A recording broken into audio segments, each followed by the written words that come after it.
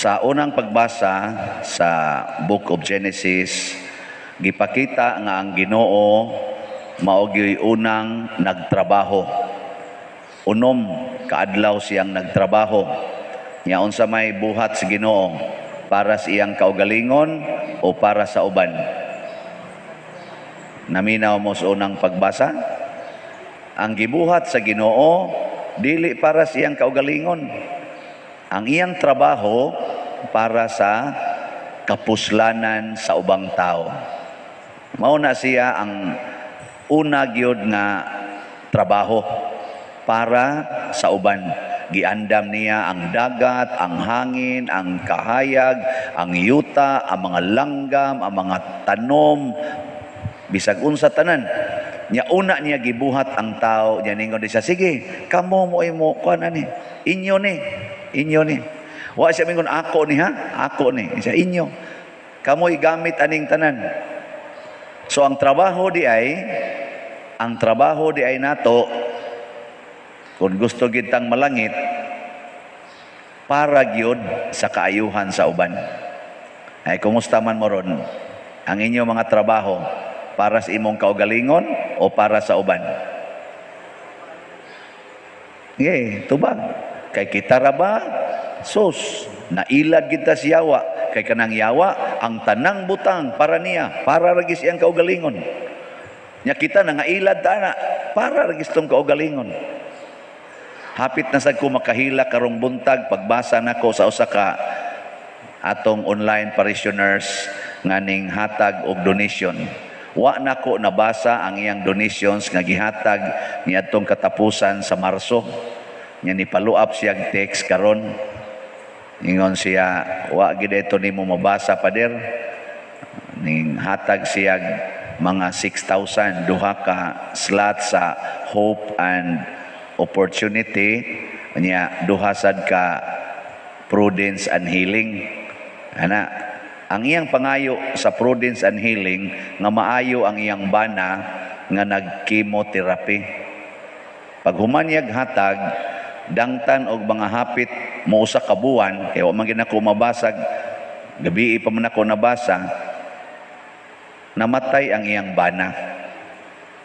Pagkamatay siyang bana, ming donate na pod siya karog 2 slots sa atong gibaligya nga kaning kang San Jose, tag 2,300. Nya ningon siya, sorry pader, ni saad manggug ko ani nga mohatag gyud ko para ni San Jose. Nya nalangan man ko kay ako pa manggipahimutang ang paglubong sa akong bana. Iampo lang akong bana. Wa siya matandog ba sa kana bitang kahimtang nila. Gahuna-huna gid siya para sa uban. Unya gihatag bas Ginoo niya ang iyang gipangayo nga healing. Namatay noon. Nya pagkamatay, hatag lang gyapon siya. Kamo ingon ana kamo. Mohatag mo. Okay, pangutan na imong tupad ina og ikay maingon ana, mohatag pa ka? Ingna ko no. Pangutan na ba kana imong tupad ron diya? Ingna ikay maingon ana ko no be, mohatag pa ka? Wagay ka maingon ana, wa mangay mo tagatag ani. Na siya. Og para nako mao gini ang makapalangit mo na si San Jose gi sa ulog gyud ang iyang pista isip mamumuo.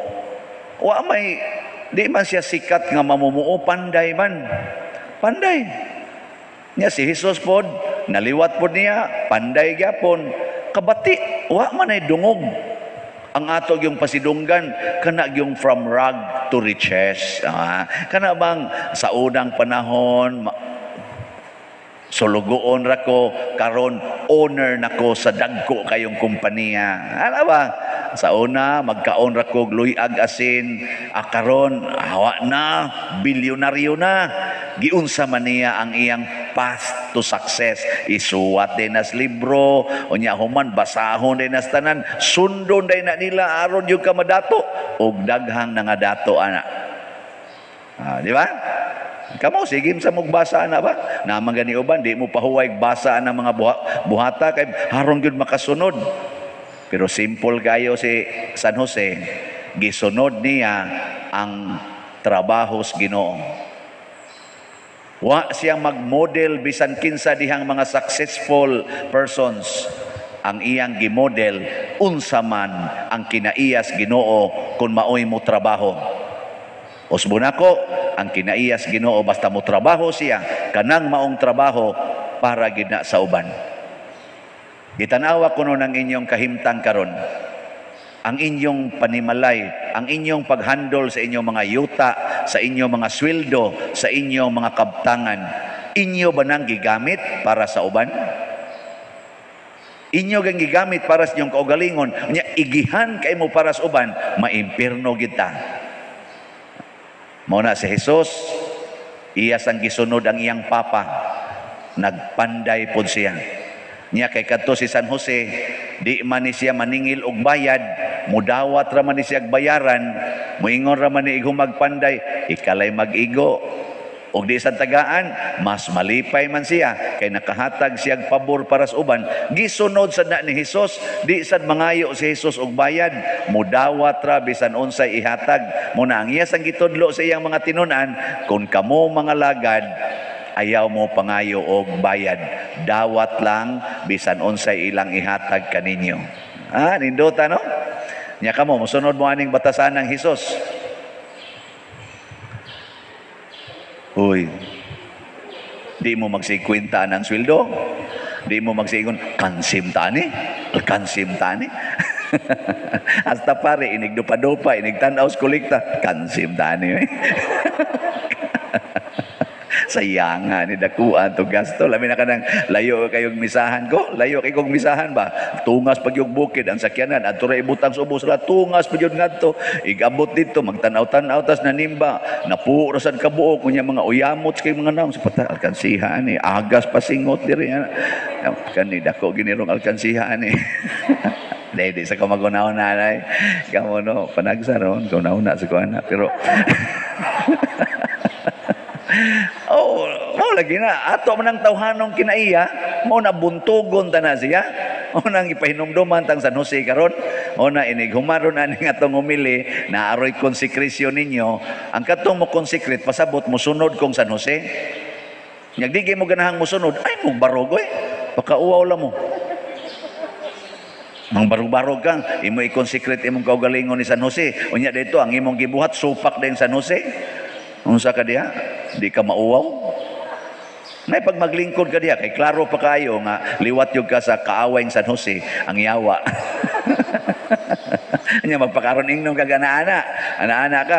Nya kusog day ka nga maningil og utang. Kusog day ka mo kuana na. Susi-susi kusog ka mo subay-subay ana mga kwarta. Gapakauwaw lang ka. Apil lang pare, mga anak sa kuron mo. Nga dito pare, kusog ay maningil o kulikta. Nakaron, unsa may mahimong bunga kung mosunod tas kinaiya ni San Jose nga gisunod sad ni Hesus. Matod pa ni Hesus, dawaton ta bisan asang suok sa kalibutan, pero sa imong kaugalingong mga silingan o sa imong pamilya, isalikway ka. Dinhis kalibutan mga igsoon, isalikway gyud ta basta mao ni atong batasan. Nganuman kay ang kalibutan giharian na sa yawa. Giharian na sa kinaiyang yawanon, materialism, humanism nga mga philosophies. Unsa man ang materialism nga philosophy? Kana bang ang material things mas importante kaysa akong kaugalingon? Andam kong magpakamatay para sa akong kwarta, para sa akong balay. Andam kong mupatay para sa akong bahandi o sa akong kabtangan. Maunay materialism, superior ang materialism. Humanism, mas importante ang tao kaysa Dios. Mauna, atimanagid ang tao, ang human rights, atimanagid na, bahala nagsupak na sa gisugos Ginoo kay mas importante ang tao kaysa Ginoo. Kamo wa mo moapil ana nga mao mga pilosopi, maong mga panghunahuna. Hay may importante ang tao o ang imong balay? Tubag. Tao. Unya rong hugaw-hugawan as imong anak, ang imong balay, masuko ka dili. Importante di ang balay kaysa tao. Unya rog gubuon as imong silingan, imong balay, masuko ka sa silingan o dili? Suko. Mas importante di imong balay kaysa imong silingan. Kamuwagi mo ayo. Hay may importante ninyo, ang tao o ang Ginoo? Unya ron kung moingon ang Ginoo, higugmaa imong kaaway. Musunod ka ana o ang imong yung tawhanon nga pagbati sundon? Higugmaon dili. Maayo. Baka akon. Congratulations. Basta si Jesus gisunod niya ang Ginoo. Si San Jose gisunod sa dang Ginoo. Mao na sila karon nga santos. Sige. Okay na mo ana. Sige, magkonsekrasyon ta.